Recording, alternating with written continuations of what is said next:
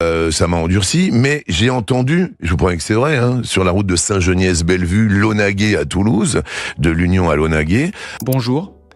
Et écoutez bien, comment un homme qui fait sourire la France entière peut-il s'effondrer dans le plus grand silence ? Pendant des décennies, Jean-Luc Reichmann a incarné la stabilité, la réussite, le contrôle parfait. Et pourtant, derrière ce sourire familier, quelque chose s'est brisé. Un regard vide, une fatigue inhabituelle, un bonheur qui ne tenait plus.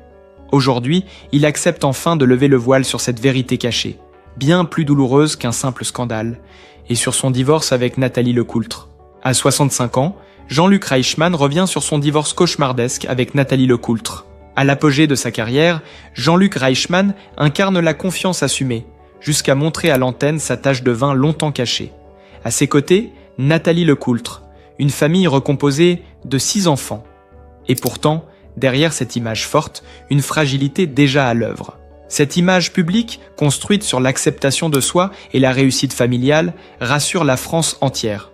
Jean-Luc Reichmann apparaît solide, aligné, entouré. Avec Nathalie Lecoultre, ils forment un couple discret, créatif, soudé en apparence.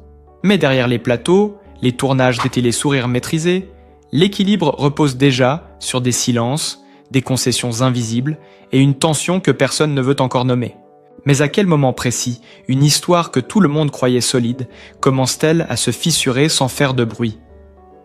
Pour le comprendre, Jean-Luc Reichmann remonte le fil du temps, sans chronologie nette, comme on explore une maison familière où quelque chose cloche sans qu'on sache encore quoi. Il n'y a pas de scène, pas de dispute mémorable, pas d'événement déclencheur identifiable. Il y a d'abord ces détails anodins que l'on balaie d'un revers de main. Des silences à table qui durent un peu plus longtemps que d'habitude. Des conversations réduites à l'essentiel. Des regards qui s'évitent sans hostilité, mais sans chaleur non plus.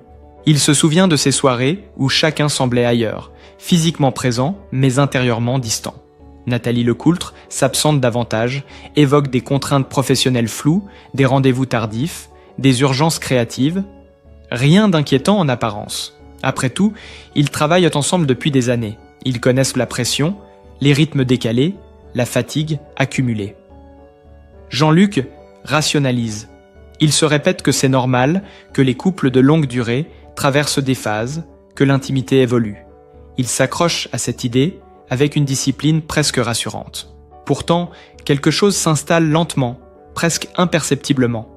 Une distance physique subtile, un geste qui ne vient plus spontanément, une main qui ne se cherche plus. Pas de rejet, pas de froid brutal, mais une forme d'économie affective. Jean-Luc le sent, sans oser le formuler. Il préfère penser qu'il se trompe, qu'il projette ses propres inquiétudes, qu'il dramatise. Il est habitué à tenir, à encaisser, à présenter au monde un visage stable. Admettre que son foyer puisse vaciller serait reconnaître une fragilité qu'il a toujours tenu à contenir. La tension ne monte pas par explosion, elle s'accumule par petites touches, une remarque qui reste en suspens. Un projet commun, reporté sans explication claire, une fatigue qui n'est plus partagée. À force de vouloir préserver la normalité, Jean-Luc commence à s'isoler intérieurement. Il n'en parle à personne, il ne pose pas de questions directes. Il observe, il note, il compare avec ce que la relation était autrefois. Et plus il compare, plus le décalage devient difficile à ignorer. Il y a aussi cette sensation troublante de solitude, à deux. Partager un espace, une histoire, une famille recomposée, et pourtant se sentir de plus en plus seul face à ses doutes. Jean-Luc continue de travailler, de sourire sur les plateaux, de rassurer les autres. À l'extérieur, rien ne change. À l'intérieur, une inquiétude sourde prend racine. Il se demande si le danger ne vient pas de l'extérieur, comme on l'imagine souvent, mais de quelque chose de bien plus dérangeant. L'usure silencieuse de l'intimité même du foyer. Chaque détail pris isolément est insignifiant. Mais mis bout à bout, il dessine une fracture invisible. Jean-Luc le sent confusément, sans encore accepter de le nommer. Il espère que le temps arrangera les choses, que la proximité reviendra d'elle-même. Il se raccroche aux souvenirs, aux années de complicité, aux projets partagés. Mais au fond, une question commence à le hanter de plus en plus insistante, presque obsédante. Et si ce malaise discret n'était pas passager ? Et si ce qu'il prenait pour une simple fatigue cachait une vérité bien plus profonde, prête à surgir au moment le plus inattendu ? Et si la vérité surgissait précisément au moment où l'on cesse de la chercher? Après ces semaines de malaise diffus, Jean-Luc Reichmann ne s'attend à rien. Il n'enquête pas. Il ne soupçonne pas encore. Il avance dans le quotidien comme on marche dans un brouillard familier, convaincu que tout finira par se dissiper. La scène qui va tout faire basculer est d'une banalité presque cruelle. Une fin de journée ordinaire, une maison calme, un téléphone posé là, par oubli, sur une table. Un détail insignifiant, jusqu'à ce qu'il ne le soit plus. Jean-Luc jette un regard distrait, sans intention, sans méfiance. Et puis cette phrase apparaît, quelques mots seulement. Trop tendre pour être anodin, trop explicite pour être mal interprété.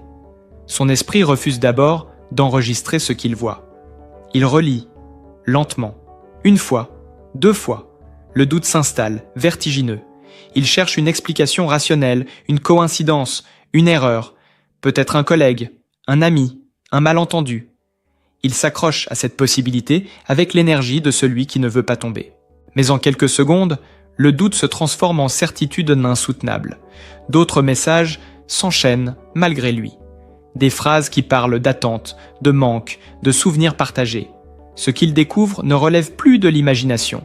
C'est une relation, cachée, nourrie, installée. Le sol se dérobe sous ses pieds. Ce n'est pas seulement l'idée de l'infidélité qui le frappe, mais la sensation d'avoir vécu à côté de sa propre vie, d'avoir été exclu d'un récit qui se construisait dans son dos. Puis vient le choc supplémentaire, celui qui laisse une trace plus profonde encore. Le prénom. Il le connaît. Trop bien. L'amant n'est pas un inconnu surgi de nulle part. C'est un homme proche, familier, quelqu'un qui l'a accueilli, soutenu, recommandé. Un visage associé à des souvenirs communs, à des moments partagés autour d'une table, à des discussions amicales. La trahison prend alors une dimension nouvelle, presque irréelle. Elle n'est plus seulement affective. Elle devient morale. Jean-Luc comprend que sa confiance, sa bienveillance, sa générosité ont servi de passerelle à cette liaison clandestine. Le vertige est total. Chaque souvenir récent se recompose sous un autre angle. Ses absences se flouent, ses silences prolongés, ses regards fuyants. Tout prend soudain sens, mais un sens douloureux, corrosif. Il se revoit sourire, rassurer, croire encore. Ils se revoient défendre leur couple face aux rumeurs, protéger leur intimité, refuser de douter. Et cette lucidité tardive le frappe de plein fouet. Il n'a pas seulement été trompé. Il a été maintenu dans l'ignorance avec une précision presque méthodique. Ce qui le détruit à cet instant, ce n'est pas la colère, c'est l'humiliation silencieuse, le sentiment d'avoir été le dernier informé de sa propre histoire. Jean-Luc ne crie pas. Il ne jette rien. Il reste immobile, comme figé dans un temps suspendu. À l'extérieur, rien ne change. La maison est calme. Le monde continue. Mais à l'intérieur, un basculement irréversible vient de se produire. Il sent que quelque chose s'est rompu, définitivement, même s'il ne sait pas encore quoi faire de cette vérité. Lorsqu'elle rentre, Nathalie Lecoultre ne remarque d'abord rien. Jean-Luc l'observe. Chaque geste, chaque mot banal prend une autre couleur. Il écoute sans vraiment entendre. Il mesure l'écart entre ce qu'il sait désormais et ce qui se joue devant lui. Il ne dit rien. Pas encore. Il a besoin de comprendre, de respirer, de mesurer l'ampleur de ce qu'il vient de découvrir. Le silence devient alors une épreuve supplémentaire, presque insupportable. Dans les jours qui suivent, la tension atteint un seuil critique. Jean-Luc oscille entre le besoin de confrontation et celui de se protéger. Il se sent à la fois trahi, humilié et étrangement coupable de ne rien avoir vu venir. Il se demande comment il a pu être à ce point aveugle. Comment l'homme qui lit les autres, qui capte les émotions sur un plateau, a pu passer à côté de ce qui se jouait dans sa propre maison. La confiance, pilier de son couple, se révèle être le point de fracture le plus violent. À partir de cet instant, il sait qu'il ne pourra plus faire comme avant. La normalité qu'il s'efforçait de préserver n'existe plus. Il n'y a pas encore de cri, pas encore de rupture officielle, mais l'irréversible est là. Une vérité s'est imposée, froide, implacable.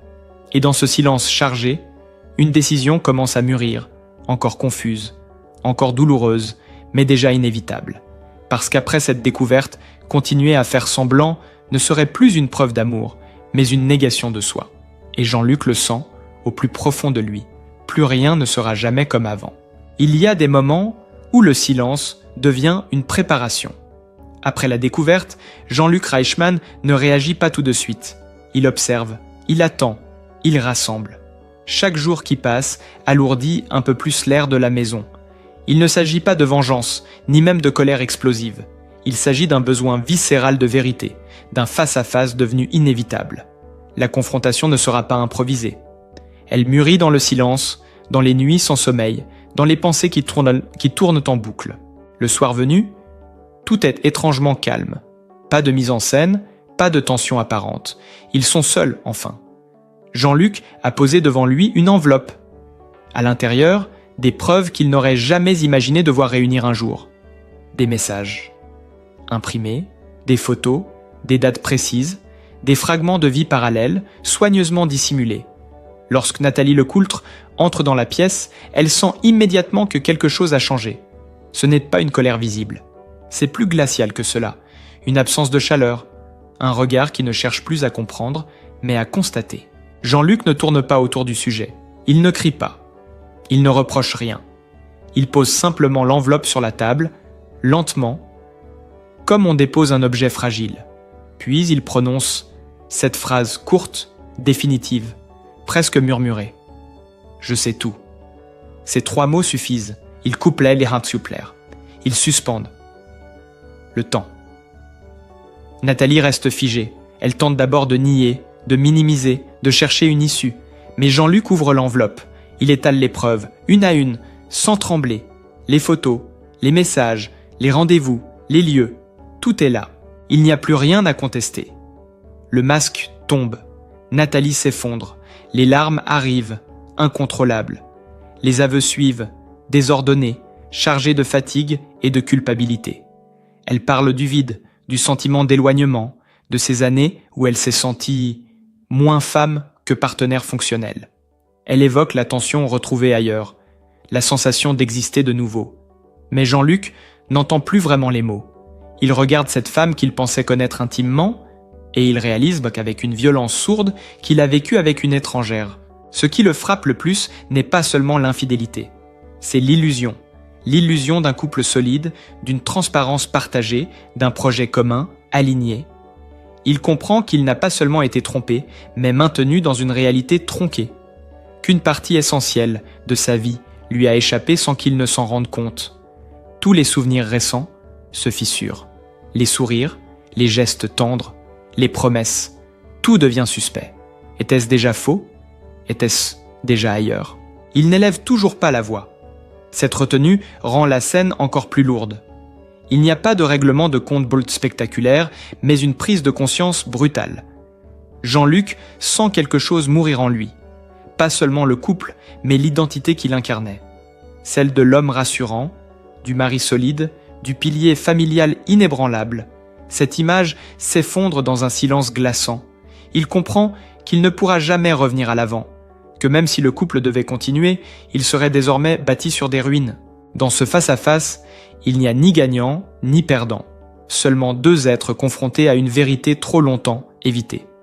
Jean-Luc ne cherche pas à humilier. Il n'en a plus la force. Il ressent une fatigue profonde, presque physique. Une lassitude qui dépasse la douleur immédiate. Il sait, à cet instant précis, que quelque chose est irrémédiablement terminé. La confiance, une fois brisée, ne peut plus servir de fondation. Ce moment marque un sommet émotionnel discret, mais dévastateur. Sans cri, sans violence, sans scandale, le couple cesse d'exister tel qu'il a été. Jean-Luc se lève, lentement. Il ne claque pas la porte. Il ne prononce pas de phrase théâtrale. Il emporte avec lui une certitude lourde et froide. Il a vécu une histoire qui n'était pas entièrement la sienne. Et désormais, il lui faudra apprendre à se reconstruire sur une vérité nue, débarrassée des illusions. Mais à cet instant précis, il n'y a encore ni décision officielle, ni avenir dessiné. Il n'y a qu'un vide immense, chargé de tout ce qui vient de mourir. Après cette confrontation sans retour, Jean-Luc Reichmann fait un choix qui lui ressemble, le silence. Un silence public, maîtrisé, presque professionnel. Non pas pour nier ce qui vient de se produire, mais pour protéger ce qui compte encore. Les enfants d'abord. Leur équilibre, leur pudeur, leur droit à une intimité préservée. Puis l'image, cette construction patiente de décennies, qu'il refuse de livrer en pâture au tumulte. À l'extérieur, rien ne filtre. À l'intérieur, tout vacille. Les jours suivants, l'effondrement ne se fait pas d'un coup.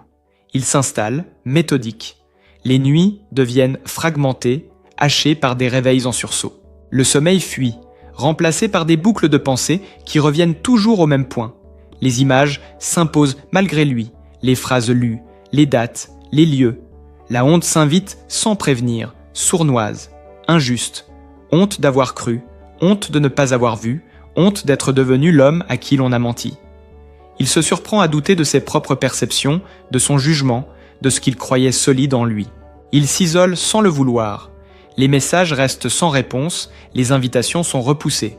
Il se retranche derrière l'argument du travail, qui devient un refuge illusoire.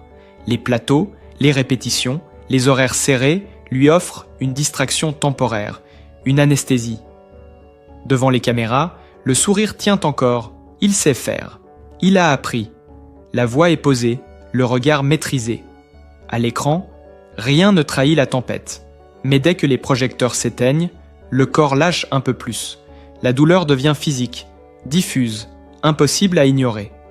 Une fatigue lourde dans les épaules, une oppression dans la poitrine, un estomac noué qui refuse parfois la nourriture. À cette souffrance s'ajoute une pression plus sourde encore, celle des attentes. Dans un monde qui demande aux hommes de tenir, de ne pas flancher, de ne pas pleurer, Jean-Luc se sent enfermé. Montrer la blessure serait admettre la défaite. Se plaindre serait faillir. Il a longtemps incarné la solidité. Il se sent sommé de la maintenir coûte que coûte. Alors, il se tait davantage. Il encaisse. Il avance mécaniquement. Mais à force de contenir, quelque chose menace de rompre. Les signes deviennent plus nets. Les insomnies s'aggravent. Les journées s'étirent dans une brume épaisse. Il se surprend à perdre le fil, à s'irriter pour des détails insignifiants, à oublier des rendez-vous. La douleur n'est plus seulement émotionnelle.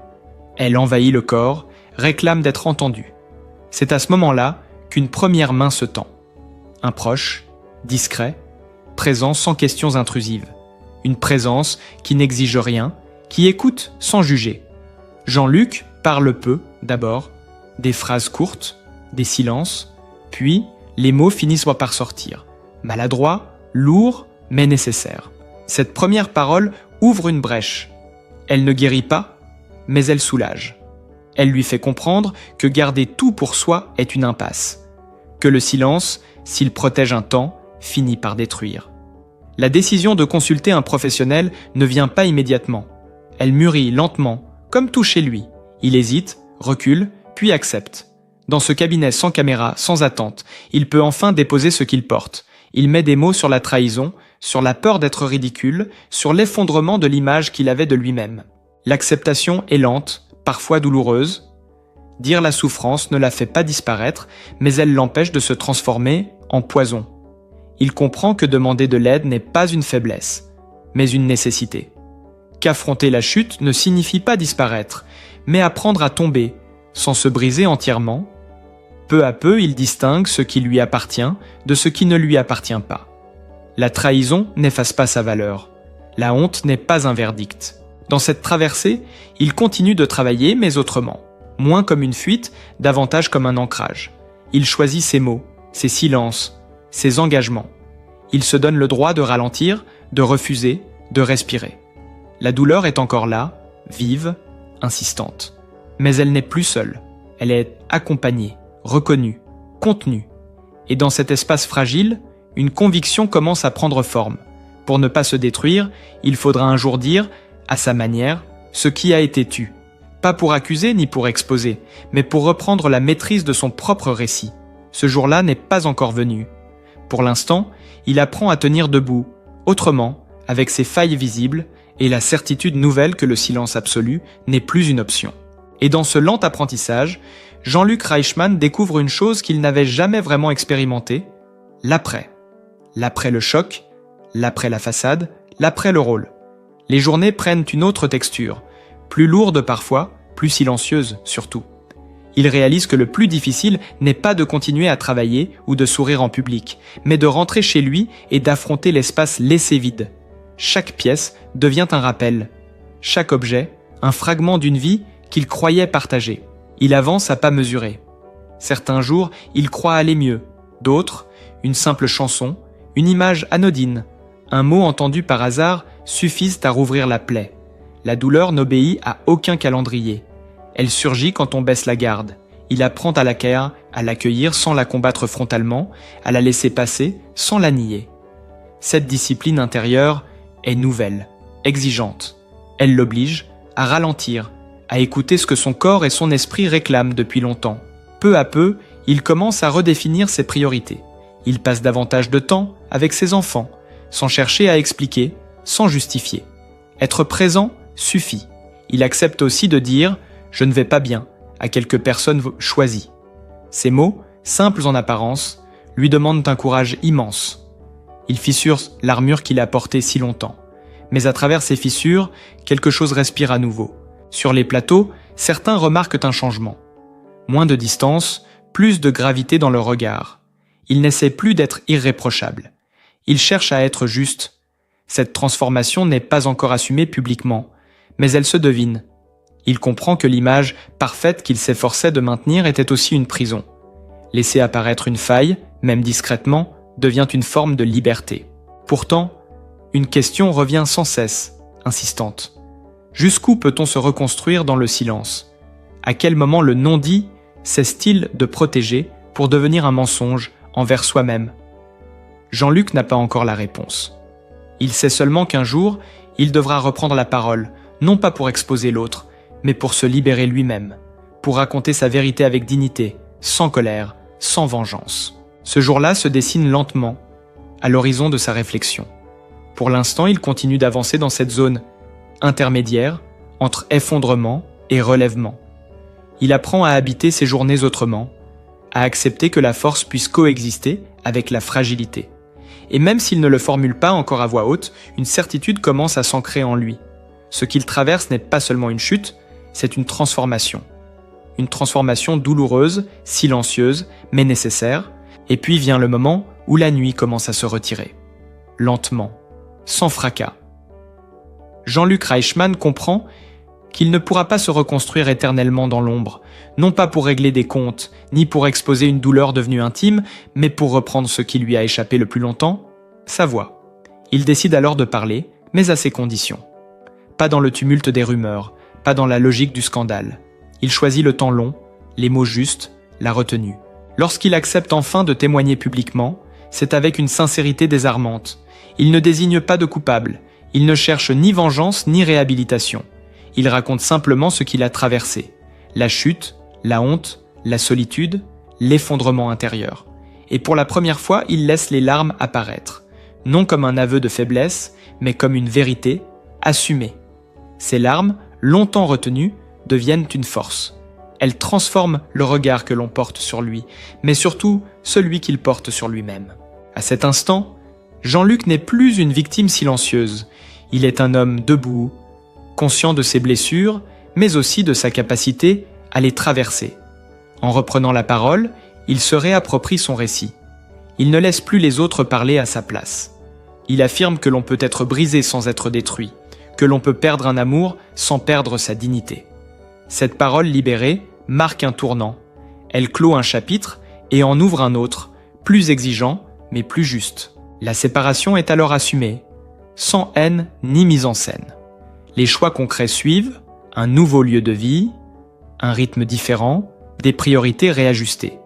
Il apprend à vivre autrement, à ralentir, à dire non, à préserver des espaces de silence choisis et non subis. Il se recentre sur l'essentiel, ses enfants, quelques amitiés fidèles, le travail, mais un travail désormais aligné avec ce qu'il est devenu. Moins de performance, plus de sens. Peu à peu, la douleur se transforme. Elle ne disparaît pas totalement, mais elle change de nature. Elle devient matière à transmission. Jean-Luc écrit, réfléchit, partage. Il accompagne d'autres voix blessées, d'autres silences, trop lourds, sans posture, sans leçon, simplement en témoin.